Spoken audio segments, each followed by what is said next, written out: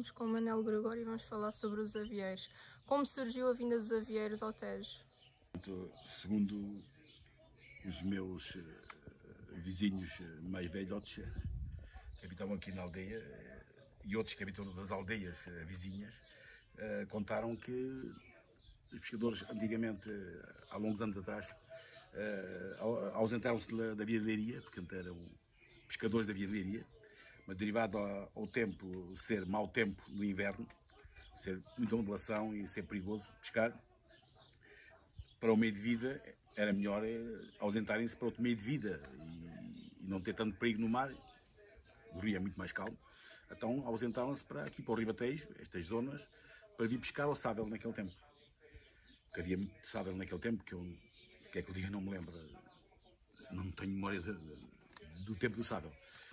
Mas que havia muito sábel, que andavam a pescar à varina, que era uma rede que chamavam a varina, que arrastavam para as praias para apanhar o peixe.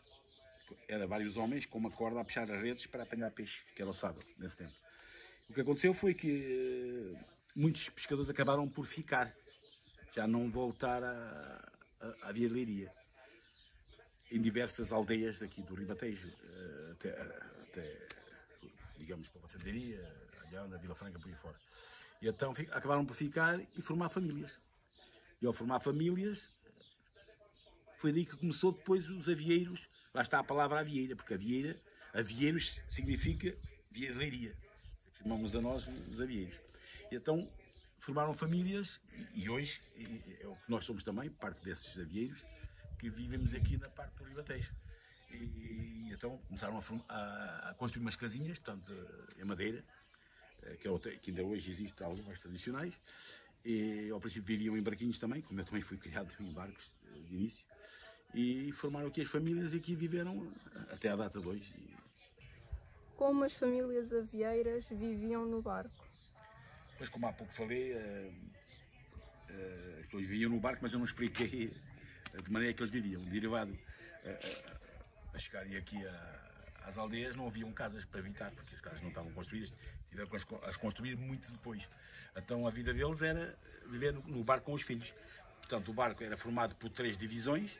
Portanto, existe a proa, onde eles faziam a cama para dormir, e depois a emparadeira, que é uma parte do barco que também se chama emparadeira, onde eles faziam a cozinha, e onde também, ao mesmo tempo, arranjavam um cantinho para os filhos também dormir nessa emparadeira. E depois tem outra parte do barco que chama-se a ré, que é onde eles faziam o serviço de pesca, onde tinham as redes, onde largavam as redes, onde colhiam as redes, e era assim que eles viviam. Durante a noite, eles punham um toldo, chamado toldo. Toldo é, portanto, como é que é explicar? Portanto, é uma cobertura em plástico duro, que tinha umas canas ao comprido para segurar o tal dito cobertura de plástico, e depois punham um arco no barco, que era para pôr o toldo assim, a fazer uma espécie de uma tenda, estás a ver? Uma tenda, quando se arma uma tenda, que era para depois chover-se, as pessoas também estarem com os filhos agasalhados e não apanharem chuva. E era assim que viviam. Até que, depois com o tempo, começaram a usufruir de algum dinheiro da venda do peixe e começaram a construir as barracas. As tais ditas barracas, que pronto, são casas de madeira. Portanto, Como eram feitos os barcos na altura? Portanto, os barcos eram feitos com madeira. Portanto, eles iam comprar madeira, que era para fazer para construir os barcos. Alguma madeira era de freixo, que é um árvore que chama-se freixo, que é uma madeira até muito boa, e eles mandavam, portanto, fazer tábuas, chamam tábua, desse freixo, para fazer madeira. E depois havia sempre um ou outro que era mais habilidoso na construção de barcos, como existiu aqui, que ainda conheci um chamado João Lobo, que construía barcos. Então eles faziam o formato do barco, que é o barco tradicional que ainda hoje se usa, e assim começaram a construir os barcos em madeira.